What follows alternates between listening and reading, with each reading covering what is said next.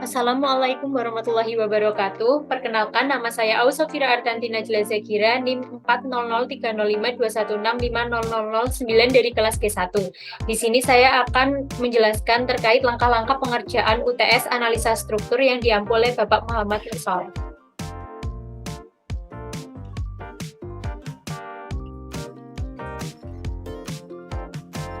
Jadi yang pertama untuk soal dari UTS-nya sendiri, itu ada sebuah rangka batang. Kita diminta untuk menganalisa rangka batang menggunakan sebuah aplikasi komputer. Di sini saya gunakan SAP 2000. Jadi untuk langkah pertama kita buka SAP 2000-nya. Terus kita klik file, new model. Kita tunggu beberapa saat.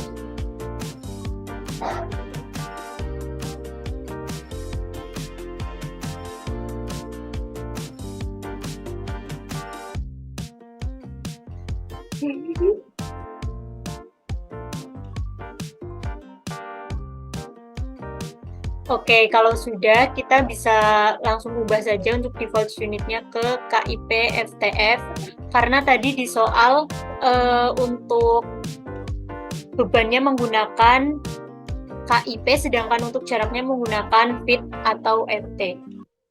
Terus selanjutnya, kita pencet grid only.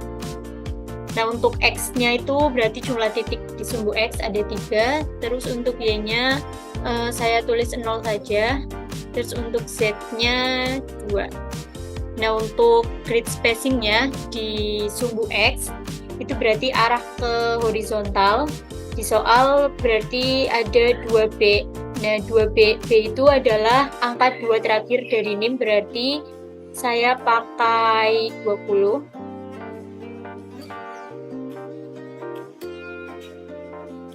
Terus untuk Z-nya berarti 19. Terus oke. Kita bisa ganti ke tampilan XZ. Nah, kalau misalkan gridnya nggak muncul, bisa klik kanan, terus edit grid data. Kita modify dulu.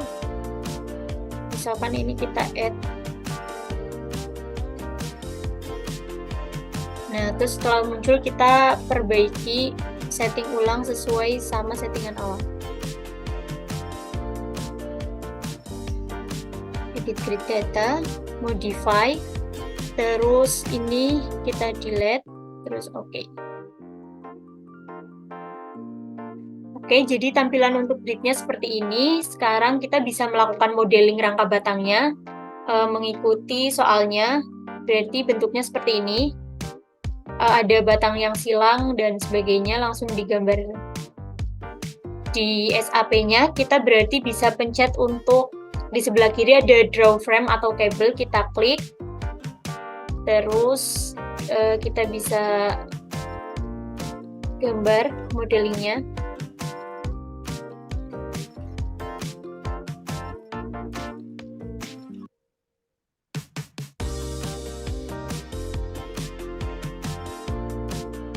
Oke, untuk modelingnya seperti ini.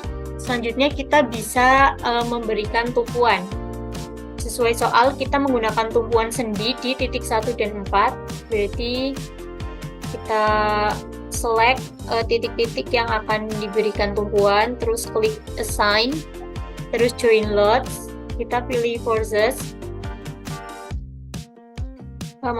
Kita assign, join, restrain, terus kita pilih yang sendi. Jadi nanti yang keklik itu ada translation 1, 2, 3. Terus apply. Oke.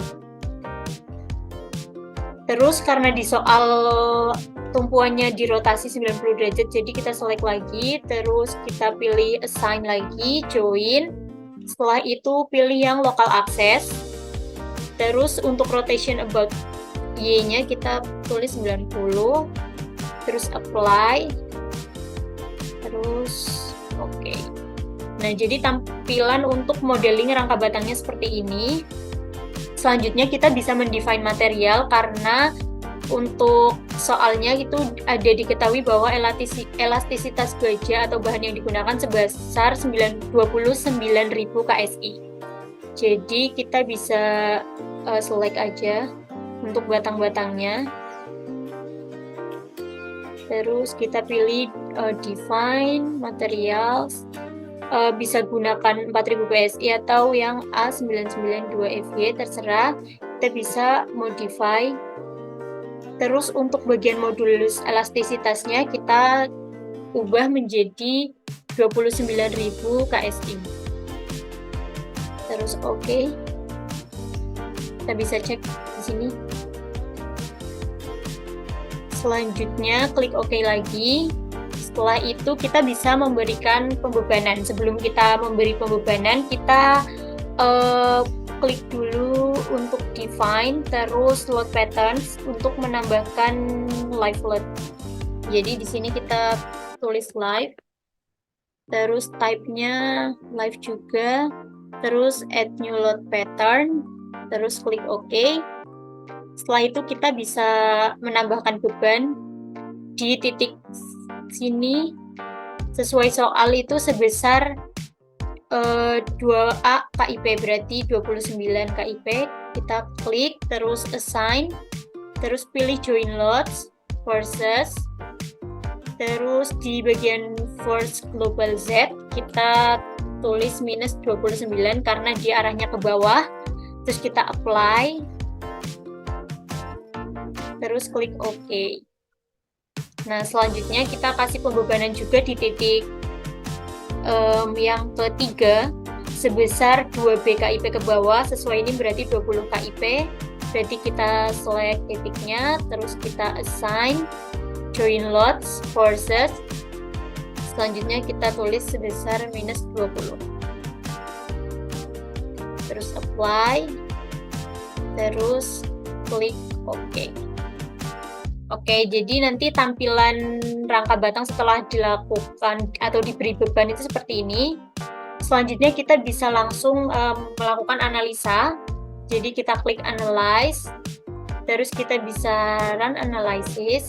Nah, untuk modalnya kita download run dulu, terus klik run now. Terus bisa ditulis UTS Unstruct semester 4. Save. Jadi kita diminta untuk save filenya dulu, langsung di save aja, terus tunggu runningnya.